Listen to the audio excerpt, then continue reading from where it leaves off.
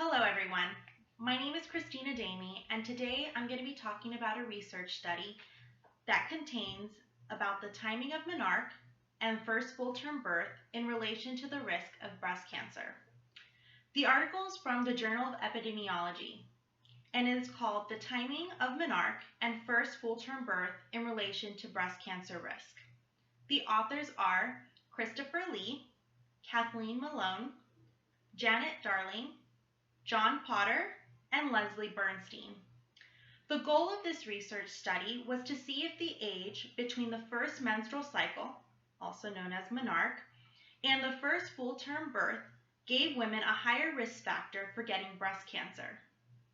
It was found that from the first period to the first full-term birth is when the breast is more susceptible to carcinogenic insults.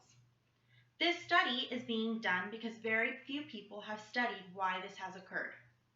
It was found that the more menstrual cycles a woman has, the higher the risk of breast cancer risk. The study was used to evaluate the impact of early reproductive events, particularly the interval between ages of menarche and first full-term birth, on the risk of different types of breast cancers. The hypothesis of this research study is that the duration between the age of menarche and the age at first full-term birth was an independent risk factor for breast cancer because of the evidence that this is a period when breast tissue is largely undifferentiated and is thus particularly susceptible to carcinogens. It was found to be a risk primarily for white premenopausal women. This study took place in 4 metropolitan areas: Atlanta, Los Angeles, Detroit, and Seattle.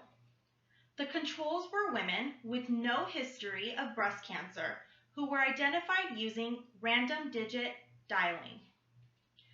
The personal history was taken from each of the participants, and the researchers used unconditional logistics regression for this study.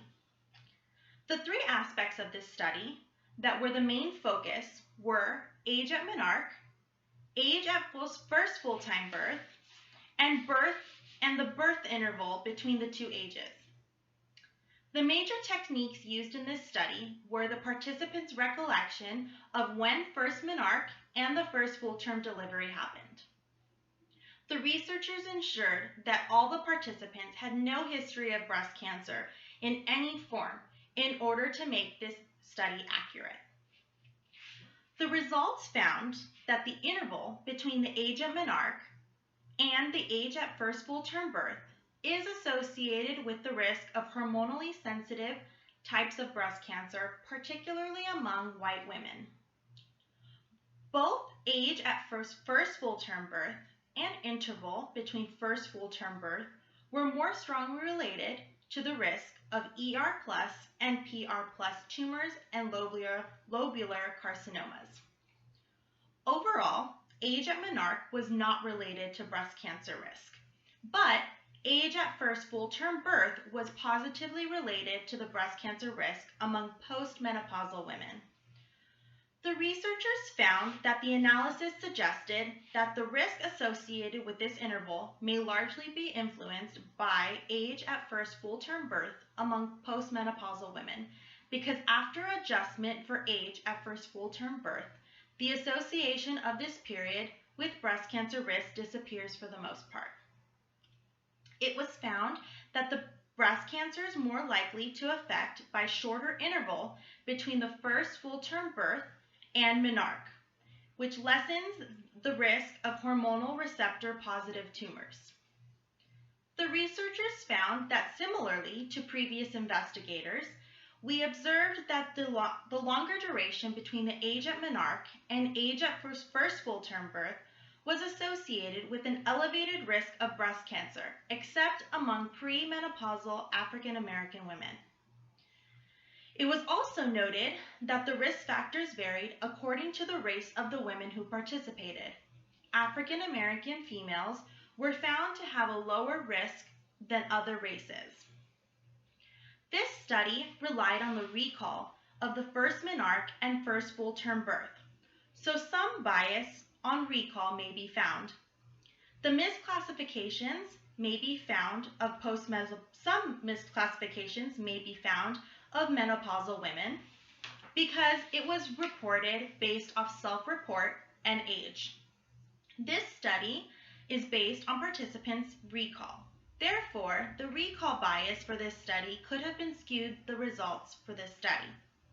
Also, since both pre- and postmenopausal women were used in this study, there is a problem with the definition of what menopausal is. This study does not point to further research because no new information was found by the researchers. Their results did not confirm the hypothesis and gave good evidence. The results did confirm their hypothesis and gave good evidence to support the hypothesis. The researchers ensured to state the biases of the research study in their paper and made it known that recollection played a key role in the data collection for this study. I chose to do this article primarily because I am interested in women's health. I wanted to learn further on the risk of breast cancer, and I also felt that women's health is very important for us nurses to know because it is our responsibility to educate women on ways to stay healthy and reduce the risk of diseases like breast cancer. I found this article to be very interesting, but very hard to understand. I was having trouble figuring out the scientific aspects of this study and had to read it many times in order to better understand what the researchers were saying. I felt that the researchers did not find any new links with the time interval between first period and first full-term birth, which was already found by other researchers.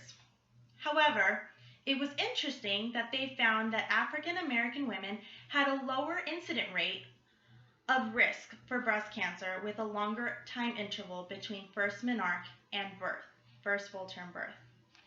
I thought that this study had many limitations, including that the main information for the results was through the memory of the participants. It is very difficult for people to precisely know when things like first menarche and first full-term birth occurred, which, if they had been wrong, could change the results of the study. I learned that there is a correlation of having a longer interval between first period and first full-term labor and birth that can lead to breast cancer in women. I want the audience to remember that even though this risk factor cannot be changed, it is very important information to learn to be able to educate our patients and to check for signs and symptoms of breast cancer, especially if there is a larger interval between the first period and first full-term birth. Thank you very much for your attention today. Have a wonderful rest of your day.